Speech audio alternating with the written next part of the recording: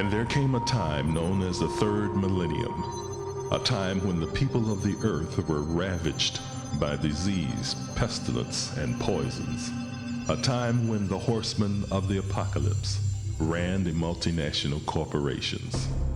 A time when America's citizens were waking up to a future of no money and no jobs. A time when a special man came forward, a man that your American taskmasters did not want you to see or hear, a man whom they took prisoner and hid away, a man whose name is YahwehBenYahweh. For telling people the truth, YahwehBenYahweh was taken prisoner by the minions of darkness. For giving people hope, YahwehBenYahweh was led away to Golgotha. This is the continuing story of the past and of the future, about good and about evil, about your life and what it will become. A story that tells why the so-called black man of America had to suffer for over 400 years.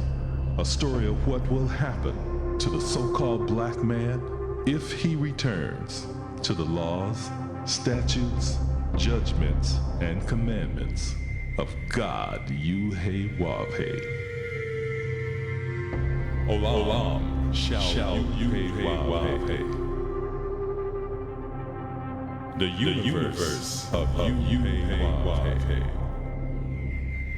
Brought to you by the nation of Yahweh. Working for you and your future. Good or evil, life or death. This is your choice in this, the year 6004, the year of judgment. Shalom and welcome to the universe of Yahweh. My name is Josiah Israel, and I am your host. For over 7 years now, we have been discussing some of the things the Bible said would occur in the day of judgment. We warned you that the weather was going to change, and that the powerful forces of nature were going to bring terrible destruction upon America and the world, and that it was going to get worse and worse and worse, and it has. We alerted you that violence in the public schools was going to increase, and it has. We showed you in the scriptures that forewarned of wickedness in high places, and we are witnessing today gross misconduct and serious crimes being committed by some of our highest elected officials.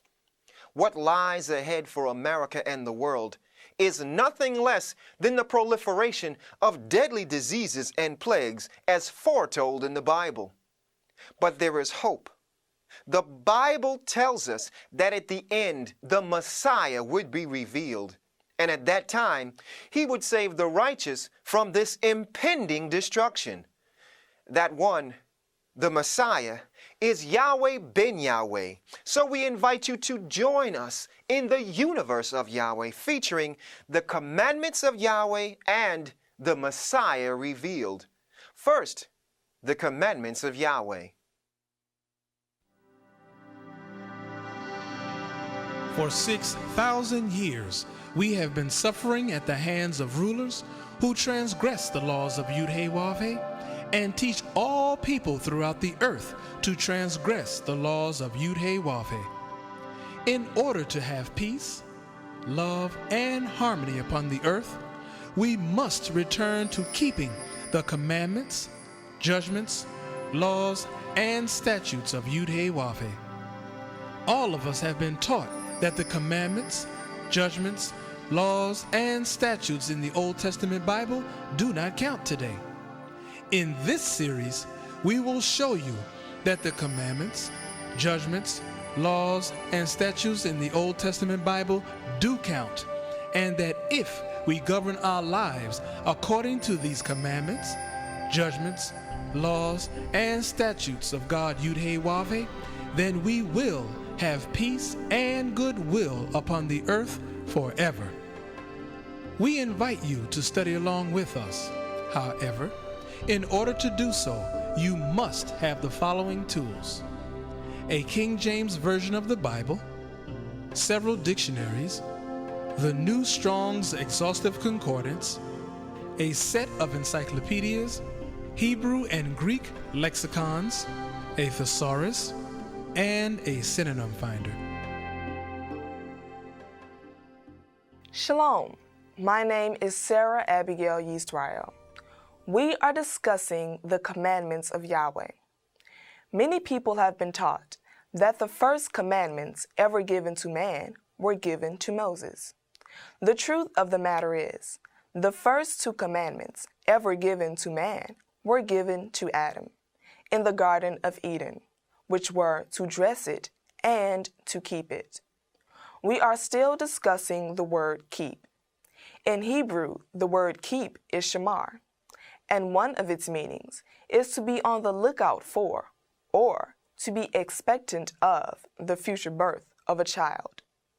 We have been revealing some of the things the Bible said would happen to this one child, the Messiah, YahwehBenYahweh, that would clearly identify him as the one promised to come, to deliver or restore us, the lost sheep of the house of Israel, the so-called black man of America, who are descendants of slaves to the Promised Land.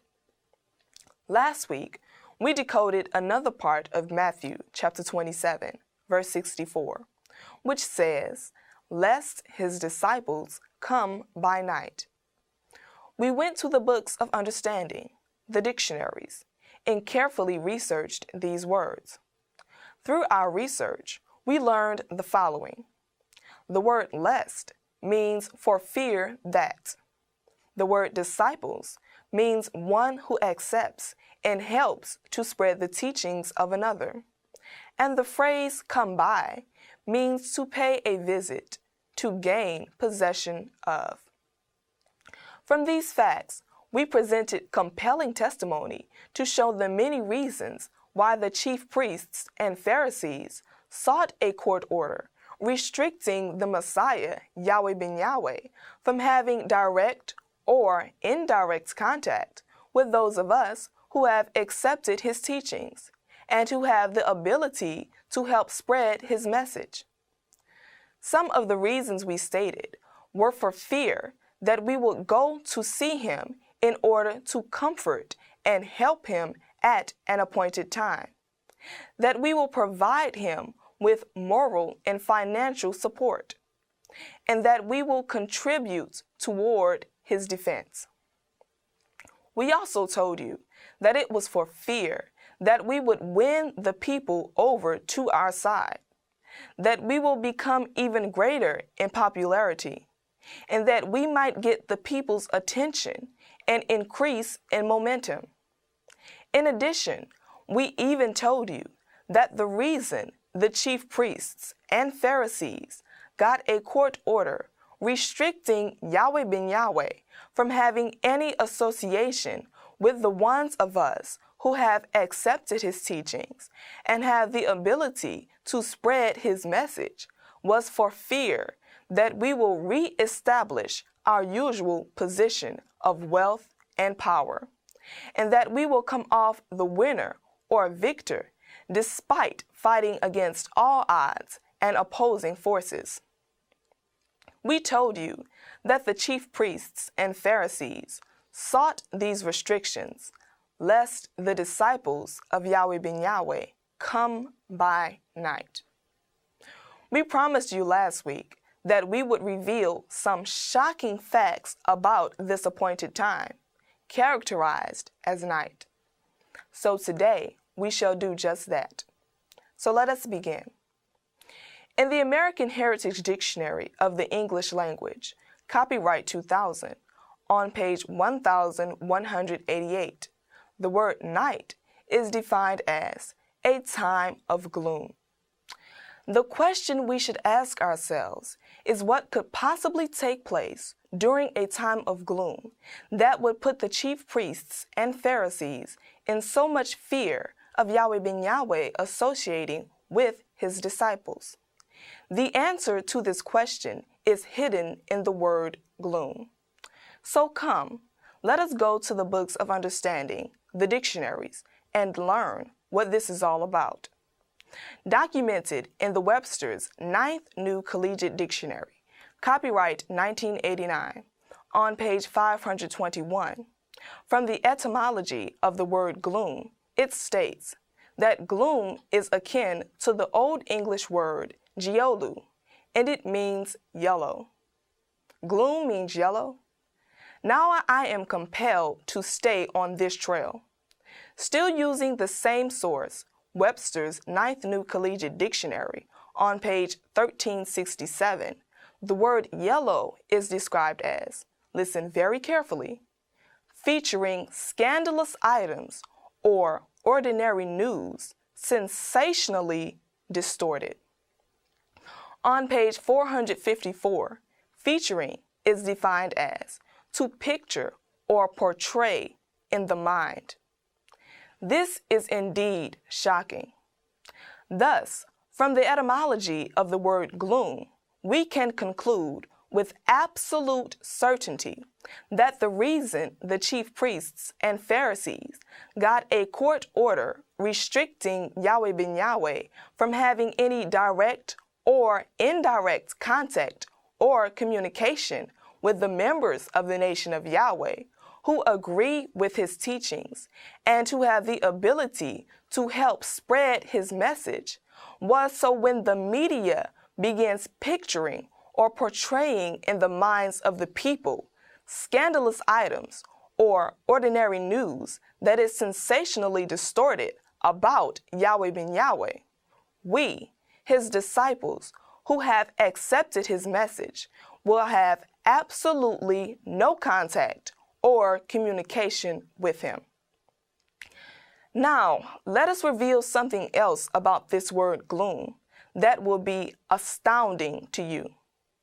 Now I am going to take you on a word history journey, so follow me very carefully. Stated in the Cassell Concise Dictionary, copyright 1998, on page 627, the word gloom is derived from a Middle English word called glaumen, which means to lower.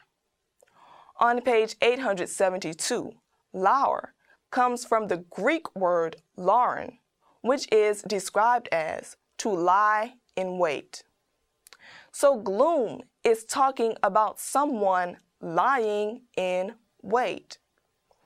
Referenced in a Dictionary of American Idioms, 3rd edition, copyright 1995, on page 243, lie in wait means to watch from hiding in order to attack someone. In accordance with Chambers' Concise Dictionary and Thesaurus, copyright 2001, on page 1370, watch means to keep a person under surveillance. On page 512, from means movement out of. And on page 78, attack is defined as to criticize strongly in speech or writing. Therefore, we see here that the chief priests and Pharisees are keeping a person under surveillance whom they have moved out of contact with YahwehBenYahweh and his disciples. But this person has been watching from a hidden position in order to prepare himself or herself to feed the news media scandalous and ordinary news items, sensationally distorted and strongly criticizing YahwehBenYahweh in both speech and in writing.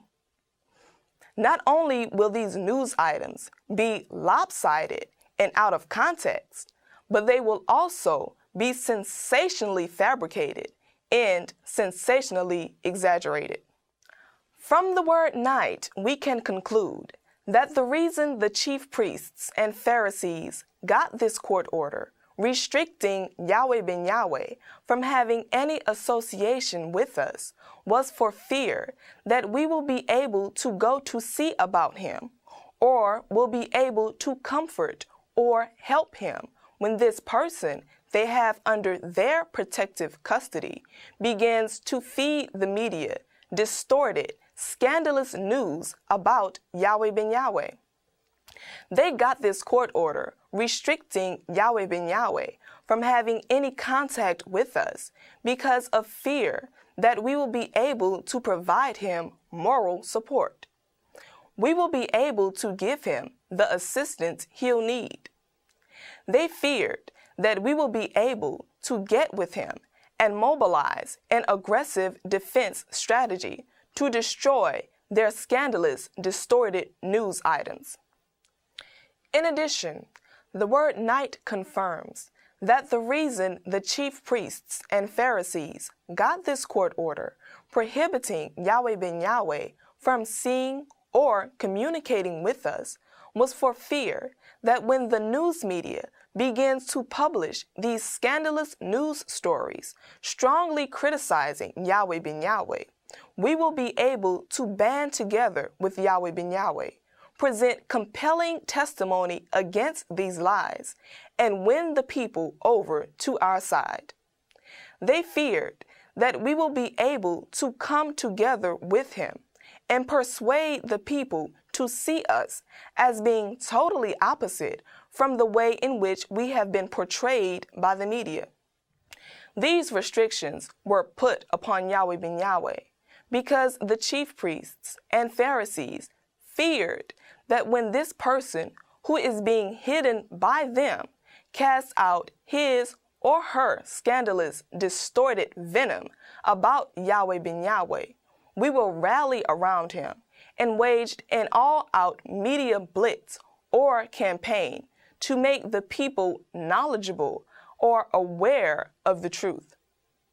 They got a court order to put these restrictions on YahwehBenYahweh because they feared that we will join forces with him, connect with some powerful people, and increase in momentum.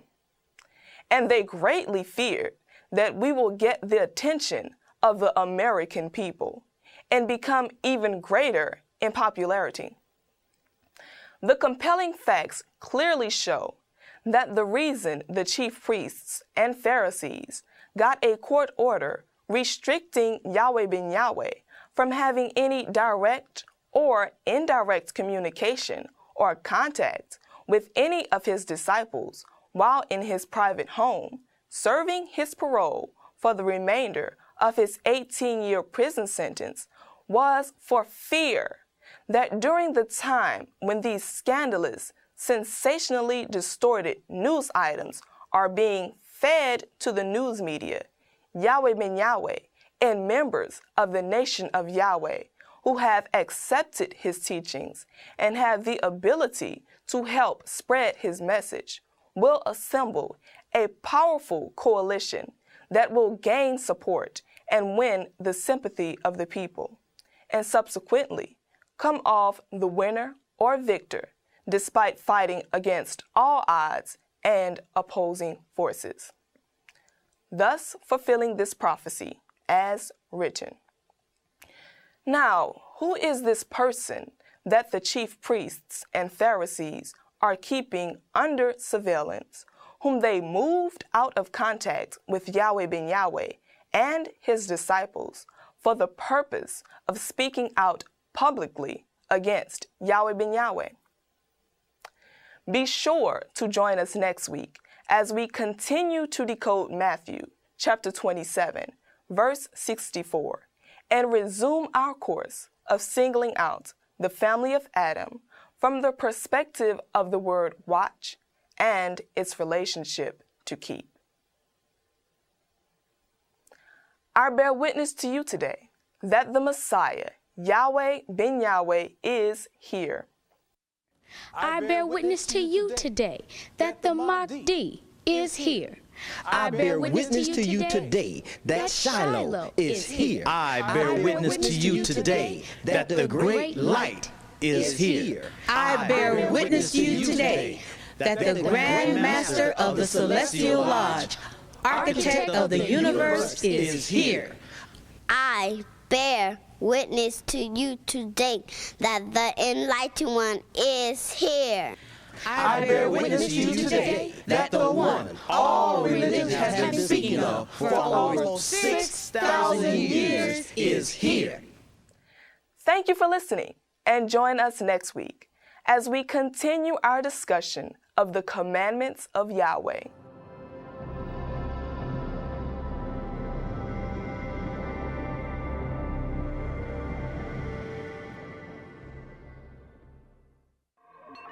Loading. One moment, please. The new YahwehBenYahweh website now offers the latest in streaming technology to aid you in your study of the laws and teachings of YahwehBenYahweh. Visit YahwehBenYahweh.com and learn about the Tetragrammaton, the meaning of the crucifixion, and how to keep the Sabbath. YahwehBenYahweh.com is your home for truth and insight. Read about Operation Word War and how you can work to balance justice. Shalom.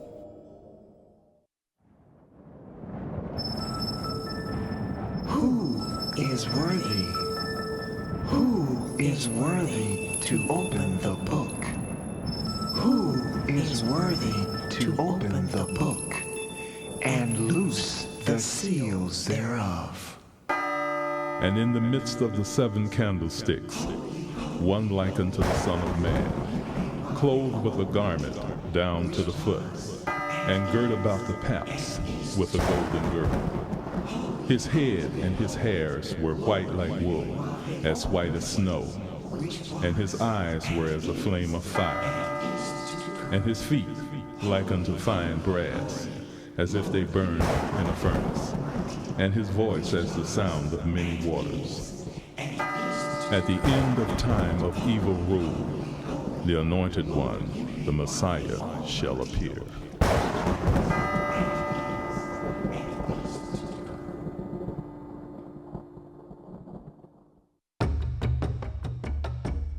In 1979, YahwehBenYahweh came to Miami and became the spiritual leader and founder of the Nation of Yahweh. Although he took a vow of poverty, in 7 years he guided the nation to amass a $250 million empire. Under his direction, the Nation of Yahweh has grown to encompass disciples, followers, and supporters in over 1,300 cities within the U.S. and 16 foreign countries. YahwehBenYahweh is bringing about changes in the lives of individuals and is giving the world the keys to success in life, politically, economically, educationally, socially, and spiritually. The word ask means to solicit Yahweh, to seek Yahweh by entreaty, earnest, and respectful request. To entreat Yahweh to do something. Ask means to supplicate, which means to pray humbly to Yahweh, to ask Yahweh by humble, unpretentious, free from pride, modest entreaty. Ask means to beseech, which means to make an earnest appeal to Yahweh. Ask means to pray to Yahweh, to offer a devout, worshipful, and faithful petition to Yahweh, to offer a heaven-minded, holy, and godly entreaty to Yahweh, to offer a pure in heart, righteous, and solemn petition to Yahweh, to offer praise, glorification, honor to Yahweh, to offer homage, devotion, reverence to Yahweh, to offer thanks, appreciation, sense of obligation, recognition to Yahweh. He must be our object of worship. We must enter into spiritual communion with Yahweh. We are blessed to have this divine knowledge revealed about the words, prayer, and asking.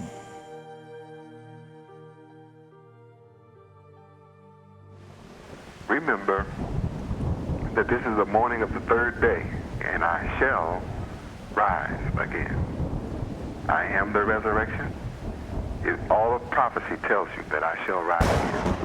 It's all about that. Luke chapter 2, verse 34. No doubt about it. Again, I love you forever, bless you forever. I remind you once again, my associates are children of the light. That just brings laughter to my heart, to my soul, to realize that at last I have those of you that love peace. And I only want to be in the presence of those of you that love peace. I love you forever. Shalom Aleichem.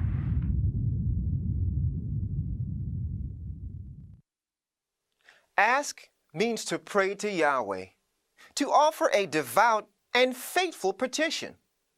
We must ask Yahweh with an earnest, respectful, and unpretentious entreaty. He must be our object of worship. If we, as the children of Yahweh, will only trust Him for our needs, then Yahweh will grant us our request. However, we must always remember that Yahweh will only give the things that are good in light of eternity and in accord with His plan and His timetable. Thank you for joining us in the universe of Yahweh.